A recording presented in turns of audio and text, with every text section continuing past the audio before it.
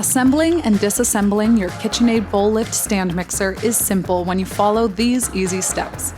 To attach a bowl to your bowl lift stand mixer, first set the speed control knob to off, then unplug your mixer.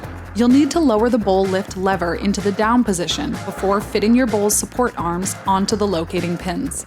Push down gently on the back of the bowl lip until you hear a snap. Once you've attached your bowl, raising and lowering is a snap. Rotate the handle upward to raise the bowl and rotate back down to lower. Don't forget, your bowl must be raised and locked when mixing.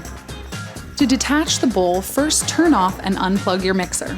To remove the bowl on a bowl lift mixer, lower the bowl with the bowl lift lever. Remove the beater, grasp bowl handle, and lift the bowl straight up and off its locating pins.